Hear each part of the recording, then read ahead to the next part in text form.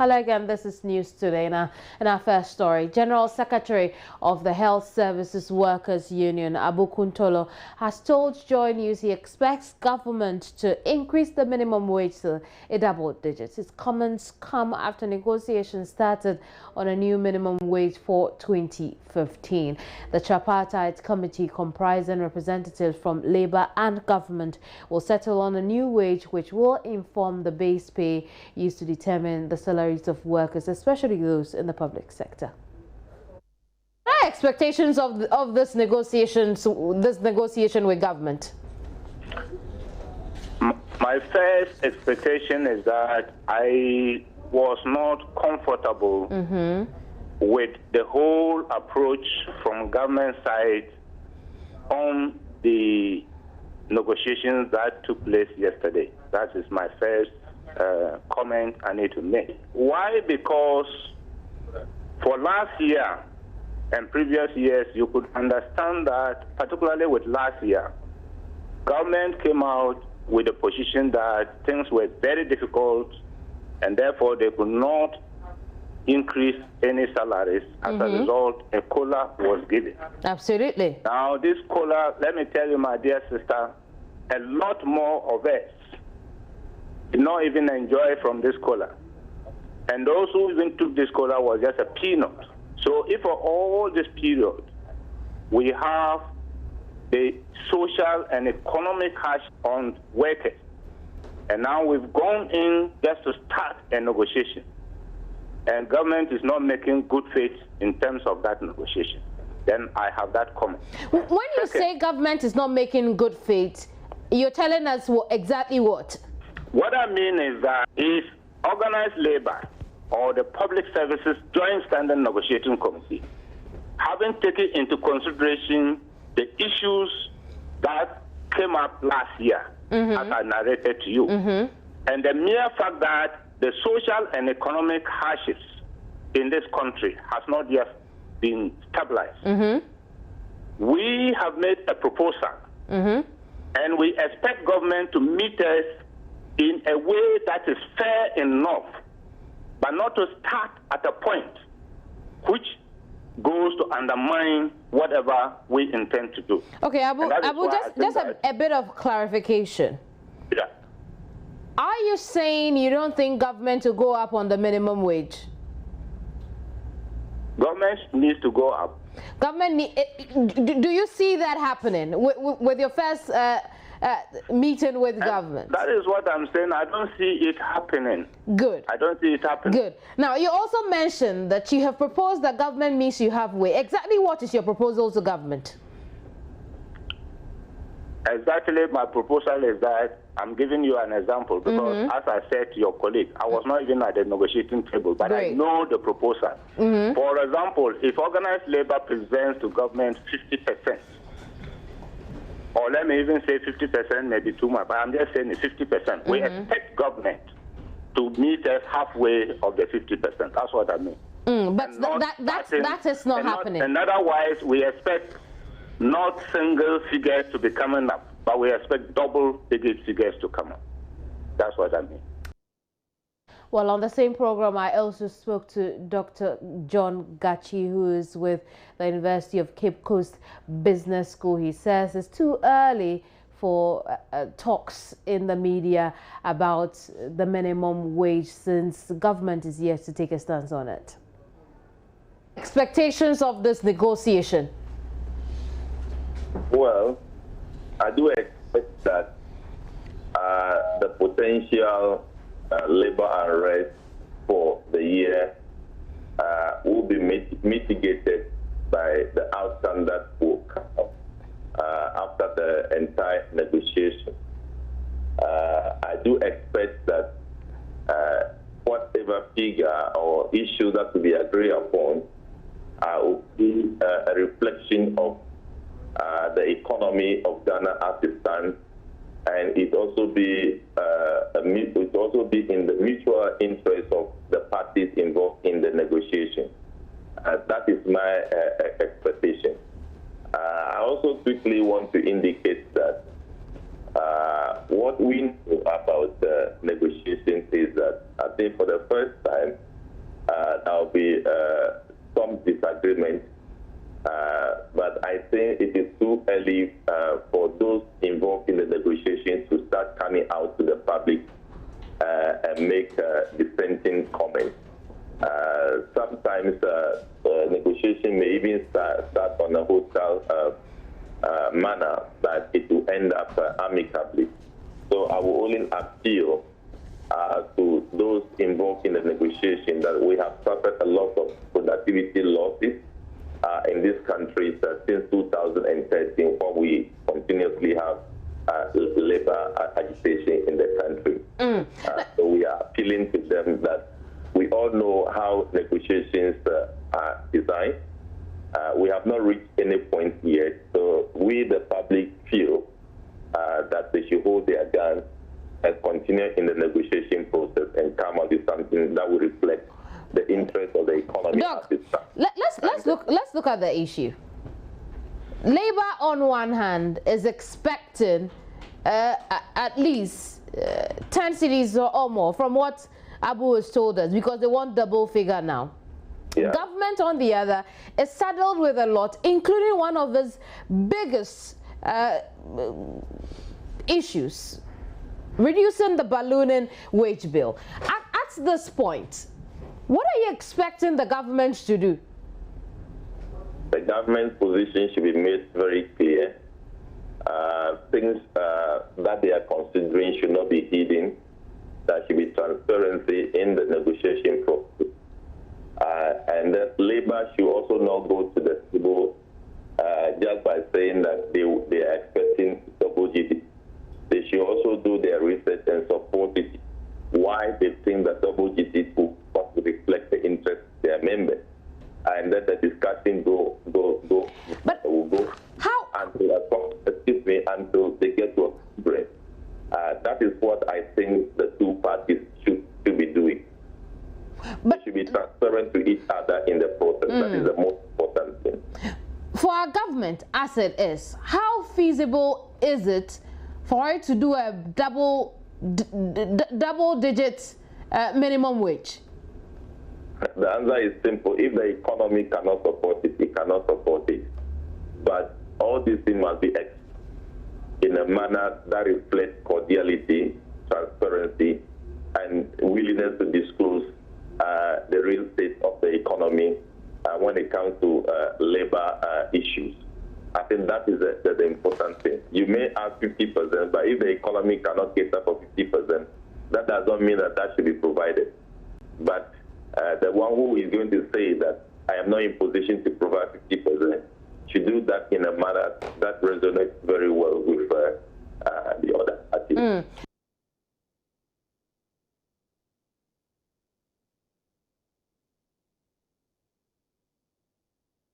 We can now go back to Tema, where the Minister of the Interior, Mark Woyongo, and Chairman of the Health Committee of Parliament, Joseph Yeletre, earlier today visited the Central Medical Stores, which was Tuesday gutted by fire. The Central Medical Store is the central storage facility for all of Ghana's medical and related supply, well, almost all of it. Every medicine purchased by the state, including drugs for malaria, HIV and AIDS, tuberculosis, you name it, as well as recently imported Ebola PPEs and treatment medication, were kept at the Central Medical Stores for distribution across the country. Now, it means one thing, that we have lost all of these. Kobna Chenchahene Boatin has been on the ground and he's joined me over the telephone for some more. Hello, Kobna. Kemini. What has Mark Woyongo been saying? Well, the Interior Minister, Mark Woyongo, arrived here some minutes ago, and he's been assessing the place. He's taking around the entire premises there. He brought up to speed with the particular situation. What he's been saying so far is that he thinks it's high time we got CCTVs installed in a lot more of government property so as to be able to monitor certain events. So, he's saying that assuming there were to be a CCTV camera, would have been able to, if for nothing at all, had a fair idea of what might have happened at this particular time. He's been also okay. I think we could take a listen to Mark, and then I'll come back to you. But maybe by Friday, I've spoken to the Chief Fire Officer, police commander in charge of Tema district. I've asked them to come together and put up a comprehensive report by Friday. So I'm sure by Friday we'll get an interim report, which will at least give us an idea as to the cause of the fire. Yeah, Honorable, we know that government is equipping the fire service to fight such fires. Do you think there should be more? We should do something more to be able to equip the fire service to be able to fight some of these fires, looking at considering and that is, or something. it is true. There is a need for us to continue to equip the fire service. A few months ago, I commissioned 80 fire engines, and we're expecting a few more. At the end of the day, we expect that every district or municipality or metropolitan assembly should have a fire tender. So we are working to that, and I'm hoping that in the near future we should be able to equip the fire service adequately to be able to take care of these fires. That is a very good option, but it depends on how resourceful we are. If we have the resources, we would want to have helicopters that can put off fires. You talked about CCTV cameras. Moving forward, do you consider installing CCTV cameras as such vital installations? It's a suggestion we are going to make to the various organizations, the Ministry of Health, ECG, and the rest of them. They need to put these CCTVs so that at least that alone will scare away people who want to plan mischief. Besides, it will help us in our investigations when there are fires or there is theft or there is anything like that. So that's why it's very useful to have CCTV cameras installed at these sensitive places. So it wouldn't be mandatory, it would be a recommendation? It will be a recommendation. It will be a recommendation. Various agencies to decide on whether or not they want to install them. That's true, but we will impress upon them the need for them to put up these CCTV cameras. We are gathering reports that the particular building didn't meet the it doesn't have a fire certificate, let me put it bluntly. Is that a case? It doesn't have what? A fire certificate. They haven't passed the necessary fire safety protocols and all. That hasn't come to my attention yet.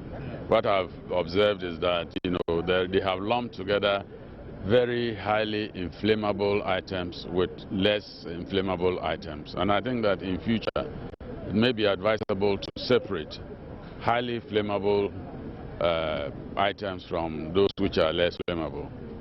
And then, if we had done that, we would have saved quite a bit of the items in the shop. So now the situation has happened. This is how bad it has gotten. Immediately, what can the ministry do, or what is the ministry doing to try and salvage the situation? Let me put it that way. Well, what the ministry can do is to ensure that other very sensitive public installations are well protected in terms of fire coverage. We need to have policemen at those sensitive places. We need to have fire service personnel at those sensitive spots. We need to make sure that they have CCTVs, they have at least some fire extinguishers at those places, so that as and when there is a fire outbreak, they can start even fighting the fire before the fire service comes in. So these are precautions that we need to take. Thank you so much. You're welcome. Okay, that's Mr. Owen Woyongo. He's the Interior Minister. He just said us speak to him live there. If you're watching us, like I mentioned, this is your Joy News channel on Multi TV. Kwabna is still over the telephone. Let's get fresh updates from Kwabna. Hello, Kwabna. When we spoke 2 hours ago or more, you told us that the firemen were still there trying their best to douse the debris left behind. What can you tell us now? Indeed, the situation is as it was just some few minutes ago, some few hours ago when I spoke to you. The fire officers are still here, still trying to put out the fire. Like I said, the fire is not as it's not raging as much as it was yesterday. I told you for the fire on the right side of the building, of the central stores itself, the right side of it, that particular fire has been managed. It's been put out, not completely though, but it's been put out to a very large extent. So they are now trying to tackle the fire at the main entrance. When you get to the central stores, there's a main entrance there. When you enter the building, the premises from that angle, the warehouses that face you directly. Those warehouses so had almost everything in there bent down completely, and the tenders have now been actually directed there, and they are trying to put out the fire over there. So that is where the focus is currently. The new twist to this particular one, I've been speaking to Ellis Oko, who happens to be the acting public relations officer of the Ghana National Fire Service. I've been speaking to him. He tells me that the new twist is that they have spoken to Zoom Lion, that's a private waste management company, to help them out with some excavators. And these excavators are to be used in segregating the debris, used in opening up the debris so that the water can actually get down to the debris down there. So it's because there's some heat and some fire left down there. That's why the fire still keeps on raging.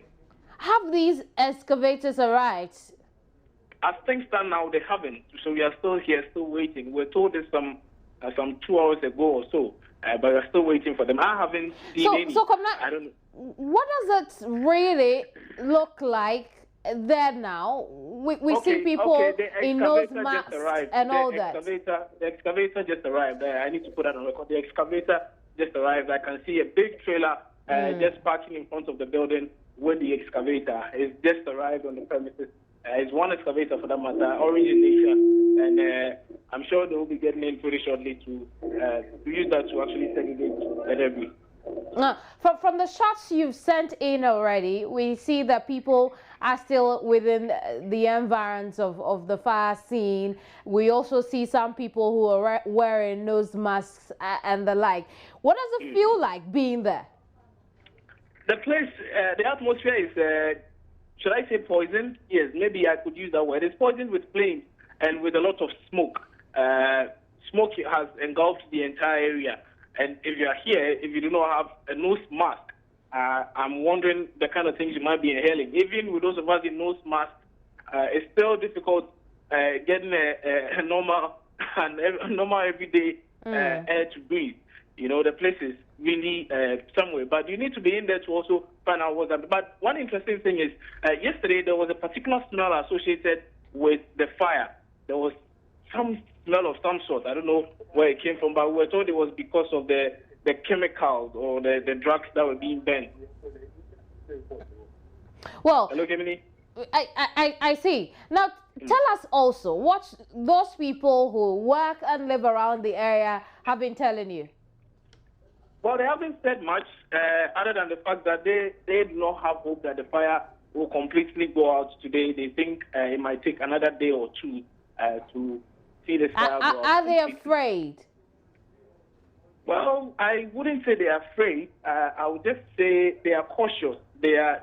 Many people have become a lot more cautious, and even for those who are even driving on this particular stretch, they are very cautious when they are getting to that particular place, because it's fire we are dealing with. Anything can happen. So they can be coming at top speed, but when they get to this particular area, this particular destination, they either reduce or park at a distance and walk to where it is that they are going. So they have become very cautious, and like I mentioned, like I reported earlier yesterday, most of the property in here on this particular, there are quite a number of warehouses on this street, quite a number of them. Most of the vehicles in them have been parked outside on the main road itself. They haven't been parked in the buildings. They've been brought out of the various buildings and they've been parked on the main road. Kwabena, we'll leave it here. Thank you very much. Kwabena Chenchahene Boateng joined us from the scene of the fire in Tema, where firemen are doing all they can to douse the flames that are still hanging around. Now, we can take a look away from the fire situation a bit and talk about the National Democratic Congress and the New Patriotic Party. Now, here's what it is. The National Democratic Congress is accusing the NPP, New Patriotic Party that is, of desperate attempts to cover their own tracks and involvement in the Nayeli cocaine scandal. You recall that Nayeli Ametepe was jailed by a UK court for 8 years, 8 months for her attempt to bring into that country 12.5 kilograms of substances believed to be cooking. The MPP then dared the NDC to come out with names of persons within their party or ruling government who could be involved in this. The NDC held a press conference in response to that, and Aman Emmanuel Ante was there earlier today for us. He joins us with some updates. Hello, Ima. Me. Share with us exactly what the NDC has been saying. Well, the NDC is accusing the NPP of this Nayeli saga. They are saying that the NPP is rather to be blamed, or if anything at all, it is the NPP that should be held responsible for Nayeli's incident. They are also accusing the NPP of the fact that the top officials or top political gurus that Nayeli is attributing to us traveling with them or traveling on their behalf should be the NPP, because at the time Nayeli was arrested, NPP top officials were at the to solicit for funds, the fundraising there. So probably he could have been following them and not the NDC as is being proclaimed. So they are accusing NPP of this Nayeli saga. Well, but reports also suggest that it ran from 2004 till her arrest. How did the NDC address that issue? Come again, Shekemini. I'm saying that the report suggests that it ran from she ran from 2004 till her arrest recently. How did the NDC address that? The NDC are saying that at the time of Nayeli's marriage, if I got you right, at the time of Nayeli's marriage, which broke down at around 2004, it was the NPP that was in power. So if anything at all, then Nayeli could be... But the point I'm making, Ima, is there was many more years for the NDC.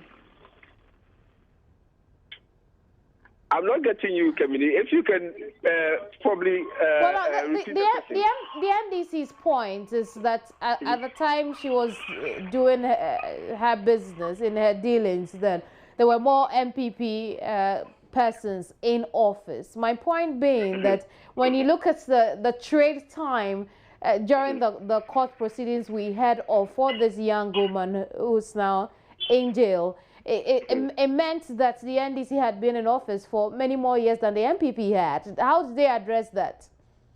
Well, the Communal Ashedu General Mosquito, as we call them, says that considering the time period that as you're talking about, the Nayeli had more association with the NPP.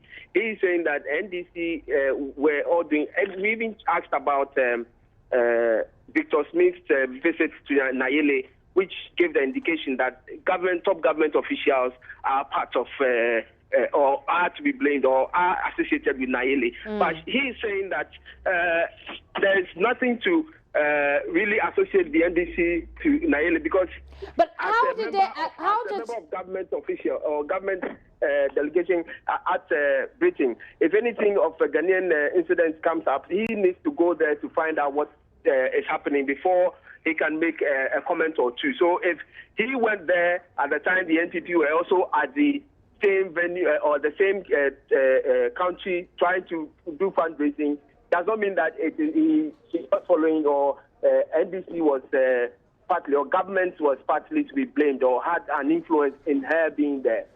That's the response we got for him.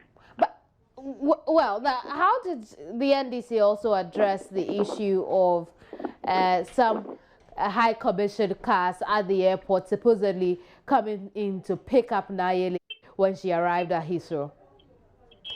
That's what I was just addressing. That they are saying that the fact that high delegation from the Ghanaian embassy in Britain went there to receive Nayeli when the incident broke out was the fact that they are Ghanaians and they are representing Ghana there. So if any Ghanaian issues comes up, they need to go there to verify what is going on or what the whole matter is about, and then they can really get a hold of the situation and then make a comment or not, or make a decision.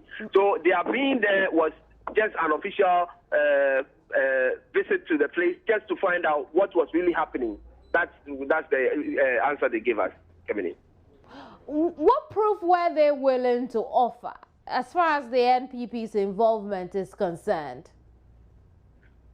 Well, for them, according to Ashie Dunketia, he is saying that the fact that NPP was organizing a fundraising at London just at the same time Nayeli was also traveling. They were traveling to London for some fundraising, and at the same time that incident happened. It could be the fact that they are saying that it is a proof. It is a sort of a proof that probably Nayeli was following that top political guru that she was talking about. Nayeli was following one of the NPP members just as at the time that incident happened. We'll leave it here for now. Thank you very much for that. Emmanuel Ante joined us from the NDC headquarters here in Accra. Away from that, some workers of the state-run transport company, Metro Mass Transit Limited, Wednesday laid siege at the Kaneshie office of the Deputy Managing Director of the company. They chanted war songs and hurled invectives at the embattled Deputy MD John Ewukuzuaza, whose dismissal the workers have been demanding for weeks. Multimedia's Ohim Interior was there. Join me over the telephone for more. Ohim. Hello. Ohim, what did you see? Hello, Ohim. Hello, Kevin. I'm asking, what did you see? Oh, it was a very disturbing spectacular as the workers chanted war songs asking for the head of the Deputy Managing Director, asking him not to onto the premises of the company. So for me, it was a very charged atmosphere. It was a very charged atmosphere. And, you know, issues of this nature, when workers group and they make demands of this nature, is characterized by chanting of war songs, like "Go Away," a whole lot of they resorted to name calling, several name calling incidents. Exactly what happened? Yeah, at about 8:23 a.m. this morning, when Mr. John Ewukuzuaza, the Deputy Managing Director, entered the premises of Metro Mass Transit in his official vehicle with registration number GT 8192X, is a Land Cruiser. Yeah, the workers got concerned, and at a point, I realized the agitation started by one worker who started ringing a bell, like the normal bell that schools use. So that was when the workers started converging, and they started chanting war songs. And at a point when they thought that the MD was not coming, the deputy MD was not coming from his office, they inflated the tires of his official vehicle until it got to a point where the police from Kaneshie command came in. But I also realized that the chairman of the senior staff union, Mr. Delali Epuma, tried to calm the workers down, but they will not listen to him as we continue with the chanting until police came and pushed the deputy MD away. I see. Were any arrests made? No one has been arrested in this particular incident. But the latest... Right, go ahead. Yes, the latest is that officials of the Transport Ministry have been here. The Chief Director, the person of Mr. T.A. Servi, was here to speak to the leadership of the Workers' Union, both the junior union and then the senior union, to back down their demands of not allowing the Deputy MD to step his foot into the premises of Metro Mass Transit. They said that they should allow him to work, while the ministry also works in collaboration with the board to find lasting solution to their issues. Yeah. I see. So where is Ewukuzuaza at the moment? Oh, but he was whisked away in the morning before midday. He was whisked away by police officers from the Kaneshie command. When I inquired from the other police officers who were around, they said that they were from the Kaneshie police command. So he's been whisked away to safety. This action by the workers is a complete turnaround from what they agreed with their own management and the Ministry of Transport a couple of days ago. What do you know about why they made this turnaround? Yes, the agitations started when I'm told that the workers got incensed because they had information that on Monday, when they went on strike, the deputy MD, after the intervention of the deputy transport minister, went nicodemously and picked a brand new Land Cruiser, being his official vehicle.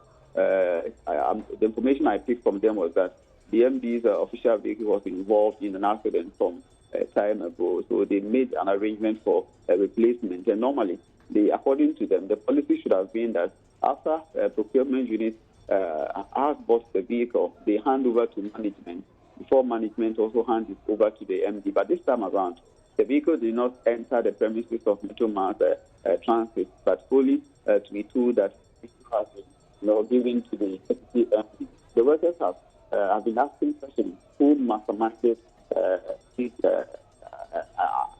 issue. Is it because the DMD had its way out? They have been asking questions. So they think that the DMD, as it stands now, is somebody who don't want to admit and listen to the needs of the workers. So they think that at this point in time, they can't work with him when, especially, investigations are ongoing. Very well, we'll leave it here for now. Thank you very much, Ohimi. Ohimi Teria joined us from the headquarters of the Metro Mass Transit Limited here in Accra. Now, away from that, Member of Parliament for Ablekuma Central, Tete Chai, has commended President Mahama for taking a bold step to suspend Shraj boss Loretta Vivian Lamte. Speaking on the AM show earlier today, he said, although this is not the first time something of the sort has happened, it should serve as deterrent to all people occupying official positions. It is a lesson for all those who are appointed into political office, because is it a political office? Well, it's supposed to be because, yes, an independent body. There's still some level of recommendation from the president. Yeah, but you know, a lot of political office holders have gone through what this lady has gone through, especially when you are in office and largesse are being brought to you. Sometimes or at your disposal. Yeah.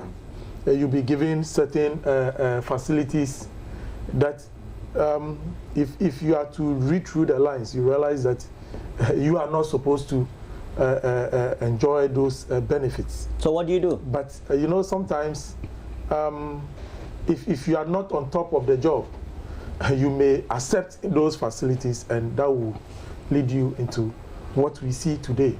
But I had expected that the Shraj boss should have resigned a long time ago, based on the position that she occupies as the one who is supposed to oversee human rights abuses. What will it take? And when you withdraw from your position and allow investigations to go on, just to allow some form of integrity or some form of transparency. Even if you look at the institution itself, to protect the image of the institution. But she also believes that that is a right, and nobody can trample on the rights. But I believe that His Excellency the President also did what needs to be done. As a president, he didn't abuse his rights. He made sure that the due process was followed. The Chief Justice went into it. Prima facie, this thing was established. And then the next thing that the president did was to suspend her, to allow whatever investigations that needs to be done to be done. And I think for the president doing that, for me, I commend him for doing that. We'll stay on that subject. A member of Parliament for Bekwai, Joseph Osei-Usu, who was also on the same program, said the decision, though long overdue, is a step in the right direction. Over the couple of months, anybody who has been a keen observer of the thing that has been happening in Shraj, the revelations, could tell this one coming. You could see it will get there. The moment some Ghanaians took the bold decision to file a petition, I knew that we would get here. But I'm disappointed, with the reference to my senior colleague, she's a senior lawyer, that she waited for it to get this far. Whether I had made only one public pronouncement on this matter, and that was that I would have wished that she would stand down on her own to spare Shraj the embarrassment of the investigator now being subjected to such public scrutiny in a negative way.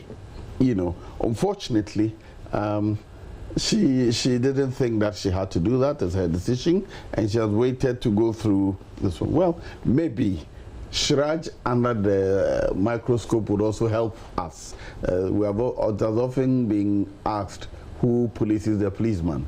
Now, the body that is responsible for policing the policeman is now activated, and they are going to police Shraj to go into the allegations and the insinuations, and the facts will be sifted from the chaff, and then we'll know exactly what happened, how she conducted herself, whether it was in tune with public office holders or she did not conduct herself in a manner that is in consonance with the way public office holders should.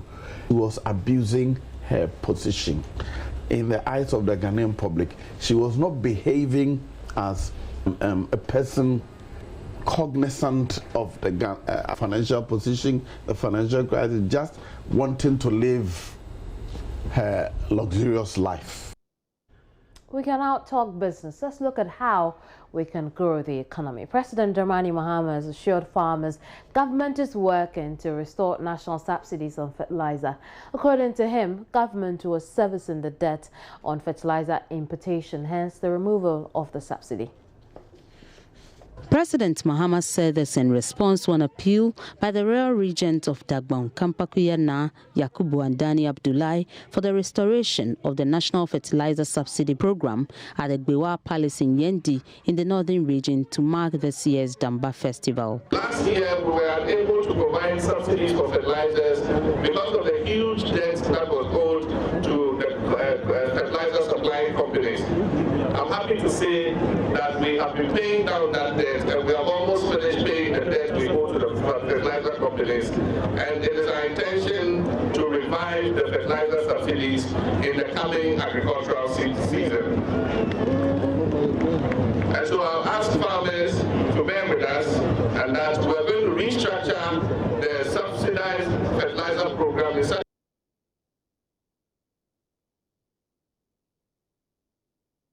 You're watching News Today. Next year, Sports with Baba Tando. Don't go away.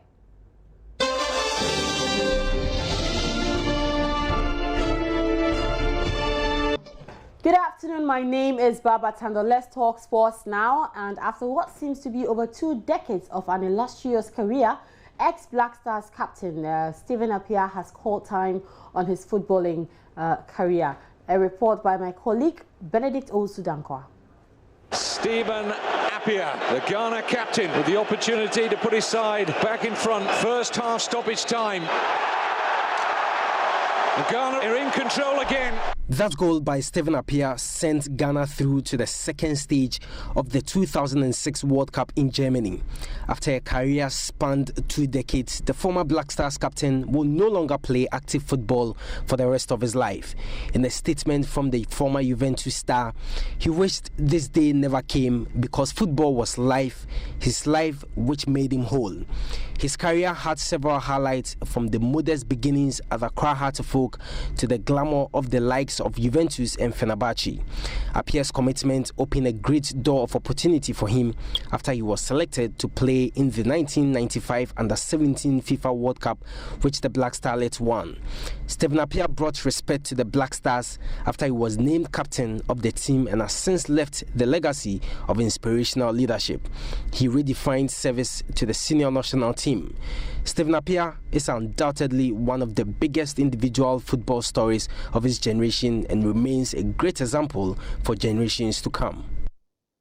Now, I am sure that you have your own memories of Stephen Appiah, when he was playing club football as well as when he played for Ghana at any of the youth of the national team levels. Now, we hit the streets of Accra this morning to find out from soccer fans what indeed they do remember about Stephen Appiah. Stephen Tonado Appiah, what I remember about him very much being positive is that when he qualified, the Black Stars to our first World Cup in 2006, he was the captain then, and we went all the way out to beat teams like the US, who were top-ranked team at that time. He has taken the Black Star to the World Cup before, so he's somebody who is to be remembered in the Black Star team. He has this leadership quality that when he's in the team, he's able to bring discipline. Ever since he left, I don't know, I've never seen a player like him who can just stand on his feet, control the players like he used to do. But then coming to the negative side, I heard him saying that when we are going for this AFCON tournament, we shouldn't be saying we are going to take the cup, because countries like Spain and Brazil, when they are going for tournaments, you don't hear them saying they are going to take the cup, they are going to take the cup. I mean, how can you say that? Stephen Appiah is a good player for Black Star. One thing I like about him, he motivates the players when playing, and he never gives up when we are being scored, when Black Star is being scored. Stephen Appiah has been a captain of the Black Stars. He worked well, and football comes with age. So if he feels that his age and then his strength cannot carry him on and he has retired, I think it's good. There will be more on Captain Stephen Appiah as far as his retirement from active football is concerned. But let's move away from there and talk about club issues here in Ghana. And this morning, there were rife reports that the National Sports Authority was disallowing Accra Hearts of Oak and Accra Great Olympics from using the Accra Sports Stadium as their home venues for the 2014-2015 First Capital Plus Premier League. Now, on phone to speak with me is Public Relations Officer of the National Sports Authority, Madam Frederica Mensah Davis, and she will be confirming or otherwise denying the story that has been gaining grounds this morning in the media. Hello, good afternoon to you. Good afternoon, Brad. Frederica, I'm very well, thank you. Hope you're good too. Now, this morning reports were arrived that your outfit, the National Sports Authority, was disallowing Accra Hearts of Oak and Great Olympics from using the Accra Sports Stadium as their home grounds for the Premier League as well as other matches they will be involved in. Now, how true is this? It's unfortunate that this message has gotten across to the media.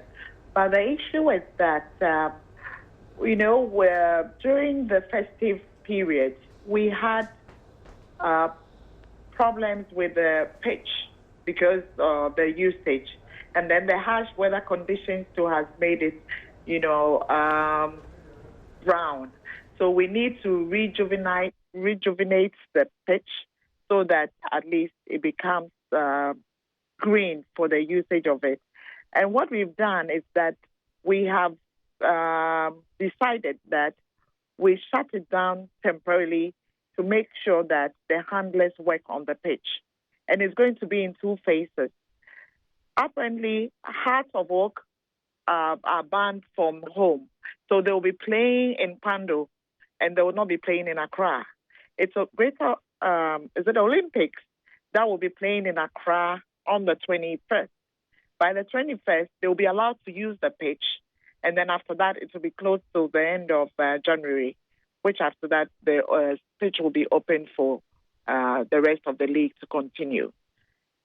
Okay, Frederica, that point has been made very clear, but let me find out from you, talking about the pitch, is the pitch really ready for the commencement of the league? I mean, you have said that it will be closed down for rejuvenation or refurbishment, but I mean, when do you hope to have it ready, fully fleshed for the Premier League? As I speak to you today, it's almost green. And if you could pay us a visit, you see that the pitch is it's more or less ready. But we would want to make sure that we put it in the best of shape before the commencement of the league. I have been speaking also with some officials of Greengrass Technology, and they have admitted that indeed the pitch is not so ready for matches or to be used by teams for matches, obviously because of the harsh conditions of the Harmattan this season. And so, I mean, those are two contrasting comments, if you ask me. I'm actually surprised that you said you spoke to Greengrass Technology. Greengrass Technology is working on it, and according to the chief executive of Greengrass, Mr. Bohi, he says they'll be applying some, how do you call it? Some fertilizers. Chemicals? Okay, chemical fertilizers, okay. Yes, and that it doesn't look like it's something that is going to affect the usage of it completely. And as I told you earlier on, work has started already. And before the 21st that Accra Olympics will be playing, I'm sure it should be fine for them to go ahead with the tournament. I don't think it's going to be any of a big problem. As I speak to you now, they're still working on it. And I can assure you once again that by the 21st, it should be ready for Olympics to play. But Frederica, I mean, one of the reasons the Greengrass Technology official gave me for the current state of the pitch was as a result of the usage of the place by certain event companies for events last December. Now, it's today's date happens to be about 14th of January. It's 2 weeks into the year already, but why did we have to wait until now? We have to wait because we needed to get the clearance from the ministry, you know, because there were some payments that needed to be done. And I think some money has, gotten to them, and they've now started.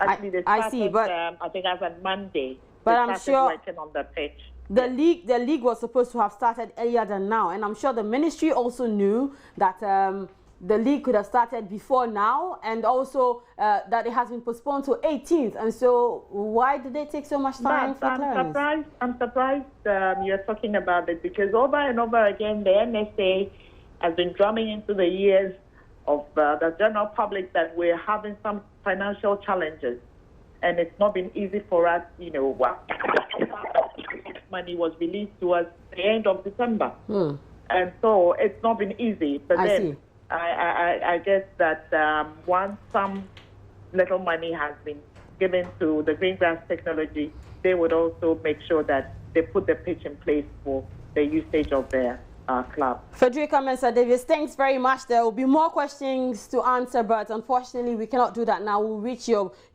outfit at the appropriate time. But away from that, the Minister of Youth and Sports, Mahama Yariga, is appealing to the media to avoid the discussion of the remuneration of the Black Stars. According to him, placing issues concerning allowances of the Black Stars in the public domain makes the players feel unappreciated. Mahama Yariga was speaking to Joy News Brong Ahafo regional correspondent Nesta Kafui Ajoma in Sinyani ahead of AFCON 2015.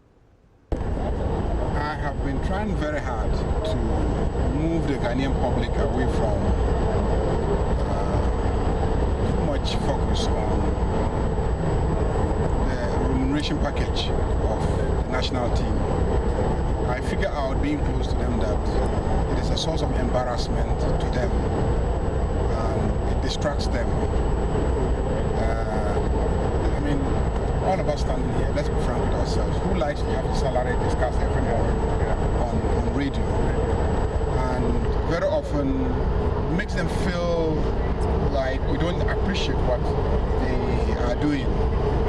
They may have done something on one occasion that has displeased us as a country, but like they say, you don't throw away the baby with the bathing water. Let's put that behind us. The remuneration was not cut. It was just restructured. When they go for a tournament like the African Cup of Nations, there's a certain amount that if they do well to the end, that is what they will earn.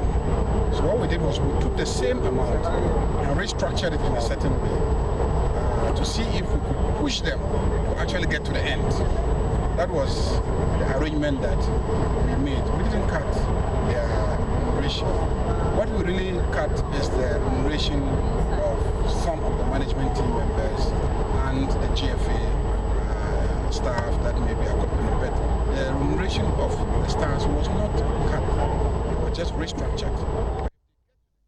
You're still here on News Today. Our top stories. National Democratic Congress accuses the New Patriotic Party of desperate attempts to cover the latter's involvement in the Nayeli cocaine scandal by pointing fingers at the ruling party. Minister of the Interior Mark Woyungu visits the Central Medical Stores, which Tuesday was gutted by fire.